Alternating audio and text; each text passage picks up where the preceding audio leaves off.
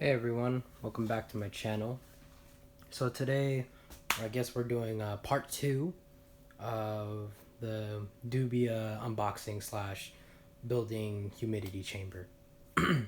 So everything I have laid out right now is what you use to build a humidity chamber. It's nothing too complex, just run-of-the-mill basic stuff for the most part, just at your local Home Depot or pet store.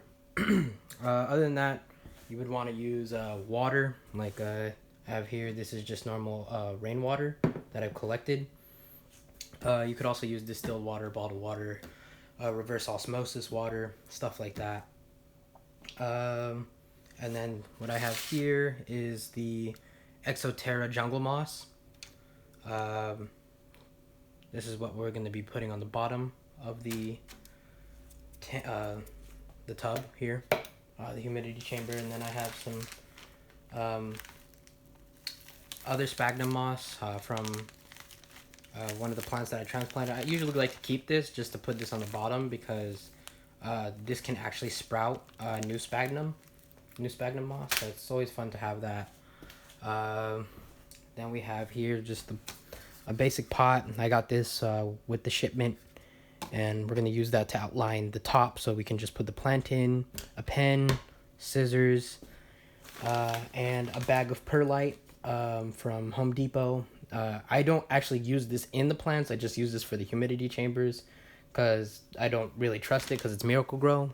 I don't know if it works or not. I'd rather not test it because sometimes it says enriched with plant food, and Nepenthes don't like anything that's fertilized soil-wise. They just like sphagnum moss. You can use different stuff to give them like a... we'll get into that later. But anyways, let's just go ahead and get into building the whole humidity chamber now. So what I'm going to do, I'm going to start off with just outlining the top here. I'm just going to outline it so that way we have a base on where we need to put the plant. It doesn't have to be perfect. You could just kind of rough draft, something like that. Quick. Doesn't have to be crazy. I know that's retarded, but like I said, it doesn't have to be perfect. So I'm gonna go ahead and start cutting that out. I like to go crossways, so that way the plant goes right through. It's like a little X, and then the flaps will just flap down. You don't have to worry about humidity coming from the sides, because once we do that, it'll kind of pretty much cover it up. And even then, if it has a little bit, it's okay to have a little bit of airflow through there. It's perfectly fine, no problem. So we'll go ahead and get into that. So something like that. Oh, actually I just completely did that wrong. Wow. Okay. Boom, like that. These are soft lids. These lids, I didn't even talk about the tubs. You can get these tubs. I recycle these tubs. They actually come with like rice and beans in them. And I just repurpose them. I mean, you can get these probably at like Smart & Final, Rayleigh's, Costco. You can probably buy a whole batch of them, but I'd rather just, recycle. So there you go. That's how the plant will sit right in that X there. Yep. You just do a test fit. So you're just going to want to somewhat firmly push down the plant. If it doesn't want to go in, you can just pull back the tabs, bend them back, like so. I know the lighting is terrible. I need to get a better light, but, gotta work with what I got right now. So go ahead and push the plant through. There we go. Boom, like that. So now the plant is going to sit like that in the humidity chamber. Like I said, you see how the flaps sit right on the pot, so the humidity doesn't really escape. I've never had problems with it, and like I said, every plant grows pretty well. Yeah, this thing looks really cool. So now that we have that out of the way, that's probably, like I said, this is all really basic and easy stuff to do. So if you have if you're brand new to the Nepenthes game, and you know, you're stressed a little bit about humidity, like I said, you just spray these every day, and then the humidity chamber itself will keep the roots pretty moist. I still give them water at least once a week, just to make sure that the plant doesn't go, you know, dry or anything like that, and just add a little bit of water to the bottom of the humidity chamber every week. That's about it. All right, let's get into putting stuff into the humidity chamber. So we'll go ahead and add perlite, and that will be like almost like a false bottom kind of thing. Let's see, make sure that you guys can see this here. So add some of that. You don't want to put it all the way to the top. You want to just kind of measure it. So you see, that's where we could probably go up to like right about there. You don't want the plant to touch the bottom, because you don't want the soil to get sopping wet and stuff like that. So now that we have the perlite on the bottom, just a small thin layer, we're gonna go ahead and add some of the, actually we'll add some of the sphagnum moss from one of the other plant builds that I did, or a repot. So this is just off some other stuff. Go ahead and add this to the bottom, just like that. I'm gonna go ahead and pat it down. There you go. And any natural organisms that live in here, like let's say, I forget the name of those. I'm terrible. Jesus. Okay. So just put a thin layer like that. You know, nothing too crazy. Probably add a little bit more. There you go. The sphagnum moss will grow in here. It'll take a little bit of time, but once it gets going, it grows like crazy. So there you go. Now you have that. Now we'll add a little bit of the jungle moss from Exoterra. Go ahead and put that in there too.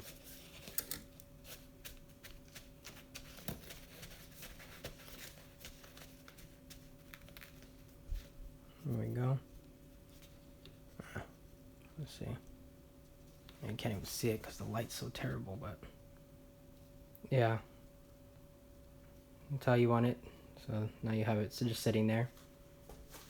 I usually like to add a little bit of sphagnum moss, but in this case, we'll add a little bit more. There we go. Not too much, just enough, you know. That way, it builds a good amount of humidity. So the moss will hold a lot of water, and then the excess will just go to the bottom here, and it'll just kind of recycle kind of thing. Like I said, these are natural humidity chambers. There's nothing much that you have to do.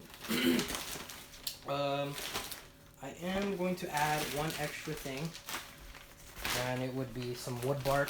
You can get this at a reptile shop from ZooMed. This stuff goes a long way. So I think it was like $4 or $5, maybe $10. Can't remember exactly how much I bought it for.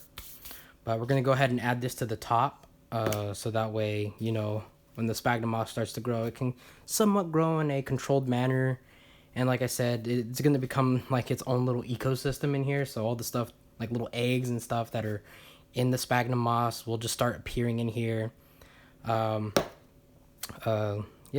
Usually it's springtails. That's what I meant to say. So that's what you'll mostly get in these tubs, is springtails. So they'll usually eat the algae that is getting created in here. So I'm not really stressing about algae anymore, because what I've noticed so far, every time I make one, springtails end up in here. I don't know if they're from the plants themselves, but they always end up in here. So yeah, it's great because they always eat the algae. I never have to worry about that. So go ahead and add just a little handful, nothing too crazy, you know, just to cover the moss. just like that. Right now it's like a nice brown orangey look, and you know, it doesn't look too bad. It looks pretty nice in my opinion. You know, everyone has simple tastes, simple tastes. Everyone has different tastes. I'm a person that loves to have the plants look aesthetically pleasing, but you know, first and foremost is that the plant needs to grow well first. So that's why I do these, and I've been doing it for about almost a year now. So since doing that, plants have packed on some size.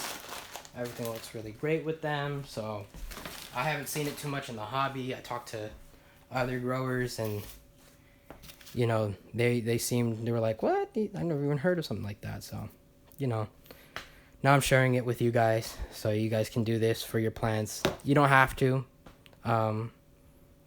It's not a necessary thing that you have to do, but you know, it's something that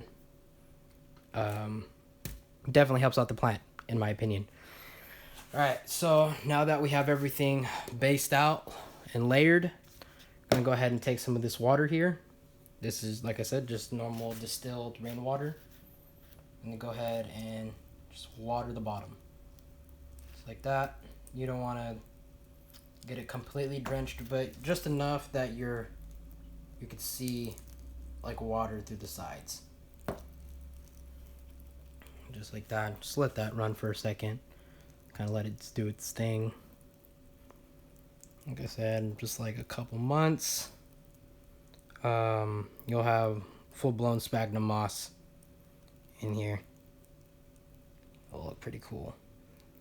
Don't freak out right away because you will have this sitting in the sun or grow light.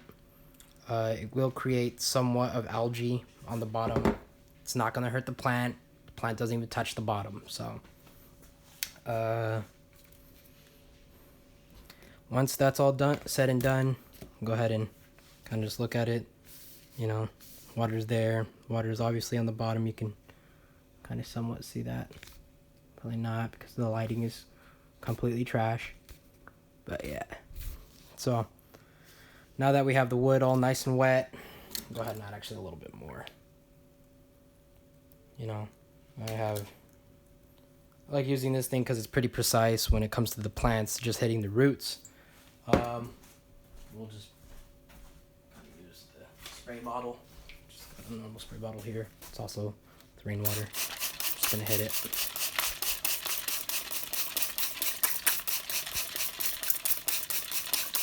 Just like that. Now we have that.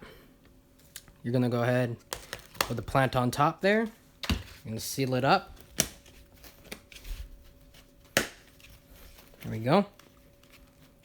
And we're gonna push the plant just a little bit farther down, just like that. And yeah, now you can see that the plant doesn't touch the bottom. We have a nice humidity chamber. Plant doesn't look too bad in it, you know. I think it looks decent, especially when it's on your windowsill or in your little grow terrarium or something like that. For the meantime, just have them in like this, so that way it builds up humidity, helps the plant put on some size.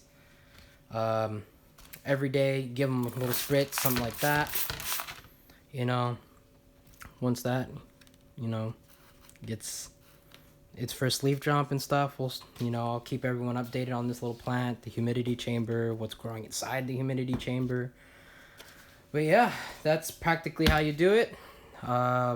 If you guys experiment and do it in different ways, you know, DM me, or I don't know if you say DM, message me, comment below. If you like the video, please like and subscribe. Yeah, that's pretty much it. Like I said, many more videos to come. Thanks for viewing, guys, and have a good one.